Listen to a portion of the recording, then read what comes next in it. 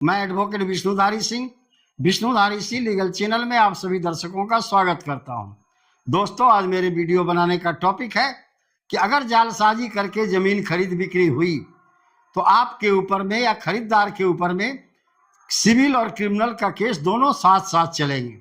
दोस्तों, जैसा कि हम जानते हैं, समाज के अंदर में बहुत सारे लोग धूर्त लोग होते हैं जो दस्तावेज के साथ जालसाजी करके आपके जमीन को अपना जमीन बता करके बेच देते हैं और वह व्यक्ति उससे खरीद भी लेता है और वह व्यक्ति तहसीलदार के पास जाकर के, जो खरीदार है वह तहसीलदार के पास जाकर के पैसा कौड़ी दे करके दाखिल खारिज भी करा लेता है। दोस्तों, कभी कभी ऐसा भी होता है कि संपत्ति आपकी है और आपके नाम से कोई दूसरा व्यक्ति जाकर के रजिस्ट्रार के यहाँ खड़ा हो गया और आपकी संपत्ति बेच दिया। चूंकि जो खरीदार है वह दबंग है, आप कमजोर व्यक्ति हैं, गरीब व्यक्ति हैं, ऐसी परिस्थिति में जो खरीदार है वह बलपूर्वक आपकी संपत्ति पर कब्जा कर लेता है। आप मजबूर हो जाते हैं तो करें क्या? अब इसके लिए निश्चिंत रहें दोस्तों।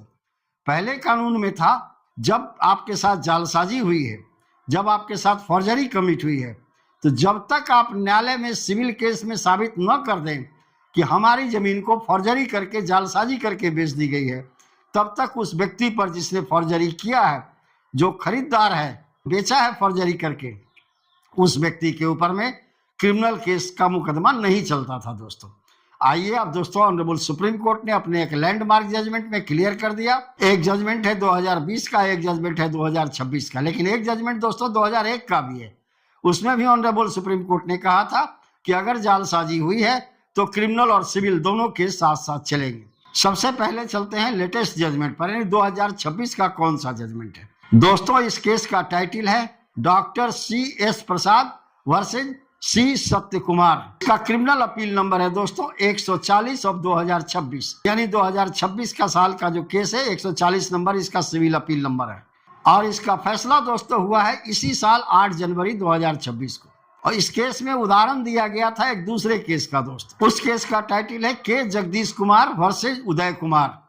ये दोस्तों 2021 का जजमेंट है, ऑनरेबल सुप्रीम कोर्ट का ही है। इसी का उदाहरण डॉक्टर C.S. प्रसाद वाले केस में लेटेस्ट जजमेंट जो है 2026 वाले में उसे दिया गया। डॉक्टर जगदीश प्रसाद वर्सेज उदय कुमार वाले का साइटेशन नंबर है दोस्तों 56 ऑफ 2020। 10 जनवरी 2020 को इसका जजमेंट ऑनरेबल सुप्रीम कोर्ट के द्वारा सुनाया गया था।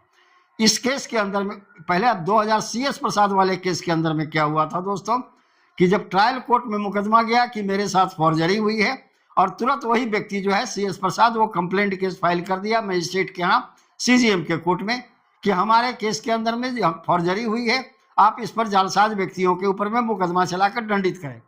CGM ने मुकदमा यह कहते हुए खारिज कर दिया कि जब तक सिविल कोर्ट में आप जालसाजी साबित नहीं कर देंगे तब तक यहाँ पर क्रिमिनल केस में क्रिमिनल का मुकदमा नहीं चलेगा।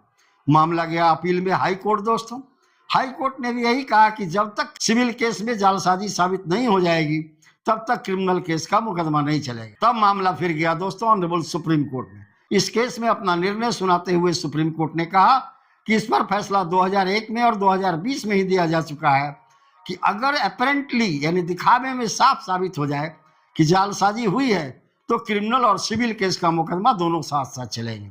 आइए दोस्तों, डॉक्टर C.S. सत्यप्रकाश में ऑनरेबल सुप्रीम कोर्ट ने किन किन बिंदुओं पर अपना फैसला सुनाया, एक एक करके उन बिंदुओं को मैं आपके समक्ष इस वीडियो के माध्यम से रख सकूं। सुप्रीम कोर्ट ने कहा कि सिविल और क्रिमिनल दोनों केस साथ साथ चल सकते हैं, क्योंकि सिविल केस को साबित करने का तरीका अलग है, क्रिमिनल केस को साबित करने का तरीका अलग है। यानी अगर प्रथम दृष्टया यह दिखाई पड़ रहा है कि इस केस के अंदर में जालसाजी हुई है तो कोई भी सिविल केस क्रिमिनल केस करने का रास्ता बंद नहीं करेगा, यानी क्रिमिनल केस और सिविल केस दोनों उस व्यक्ति पर साथ साथ चलेंगे जिस व्यक्ति ने फॉर्जरी किया है। इसमें एक्सपर्ट ओपिनियन के ऊपर में अपना निर्णय सुनाते हुए सुप्रीम कोर्ट ने कहा कि इस केस में, इस तरह के केस में, जालसाजी के केस में एक्सपर्ट ओपिनियन जरूरी है।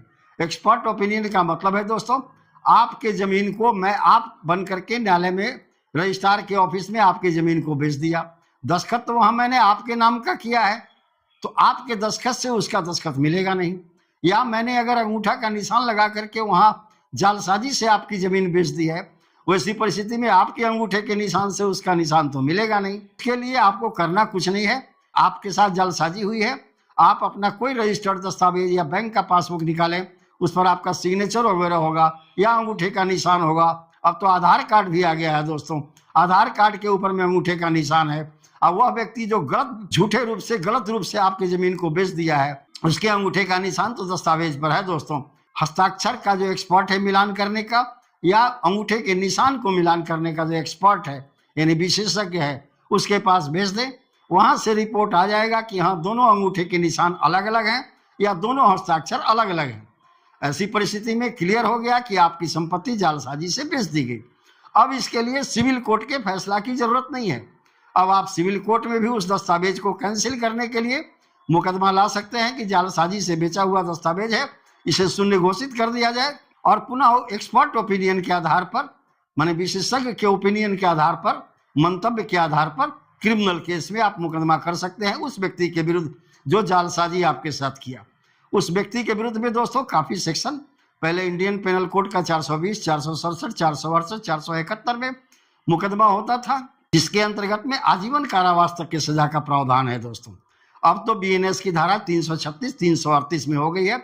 इस धारा के अंदर में भी अगर किसी भी दस्तावेज के साथ कोई छेड़छाड़ हुई है या अगर कोई व्यक्ति फॉल्स पर्सोनेशन किया है, आपके जगह पर खुद खड़ा होकर आपकी संपत्ति को बेच दिया है, ऐसी परिस्थिति में इस तरह से जालसाजी करने वाले व्यक्ति के साथ या किसी ने आपके दस्तावेज के साथ छेड़छाड़ किया, राम की जगह श्याम लिख दिया और आपकी संपत्ति को बेच दिया या हड़प लिया, या उस ऑफिसर के साथ, वो तहसीलदार भी ऐसा करते हैं, वो भी गलत म्यूटेशन कर देते हैं, फॉर्जरी के आधार पर म्यूटेशन करते हैं। तो अब ये सारे लोग सावधान हो जाए। इन सब लोगों को सेक्शन 336, 338 बीएनएस या इंडियन पेनल कोड का सेक्शन 467, 468 के अंतर्गत में आजीवन कारावास की सजा होगी अगर किसी ने जालसाजी करके दूसरे की संपत्ति बेची या तहसीलदार ने जालसाजी करके दूसरे के नाम पर दाखिल खारिज किया। इस केस में अपना फैसला सुनाते हुए ऑनरेबल सुप्रीम कोर्ट ने कहा कि स्टैंडर्ड ऑफ प्रूफ सिविल और क्रिमिनल केस के अलग अलग हैं। सिविल केस में आपको अपना मुकदमा साबित करने के लिए प्रीपोंडरेंस ऑफ प्रोबेबिलिटी पे जाना पड़ता है, यानी टाइटल की संभावना किसके पक्ष में कितना अधिक है, जबकि क्रिमिनल केस साबित करने के लिए बियॉन्ड ऑल रीजनेबल डाउट, यानी सभी संदेह से परे साबित करना होगा। ऐसी परिस्थिति में ऑनरेबल सुप्रीम कोर्ट ने कहा कि चूंकि सिविल और क्रिमिनल दोनों को साबित करने के लिए जो स्टैंडर्ड ऑफ प्रूफ होता है, प्रमाण का जो स्टैंडर्ड है, वो दोनों अलग अलग है।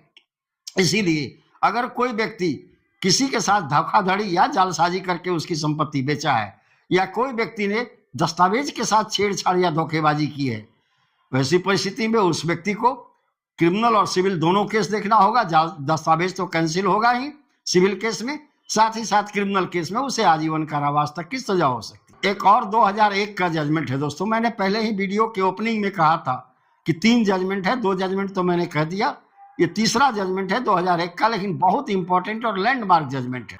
इस केस का टाइटल है एम कृष्णन वर्सेज विजय सिंह। इसका सिविल अपील नंबर है 1028/2001। इसका डेट ऑफ जजमेंट है दोस्तों 11 अक्टूबर 2001। इस केस में भी ऑनरेबल सुप्रीम कोर्ट ने अपना फैसला सुनाते हुए कहा कि जालसाजी के केस में सिविल और क्रिमिनल दोनों केस अलग अलग चलाए जा सकते हैं अगर अपरेंटली यानी दिखावा में प्रत्यक्षतया प्रमाण सामने दिखाई पड़ रहा हो, खास करके सिग्नेचर या थंब इंप्रेशन एक्सपर्ट के द्वारा।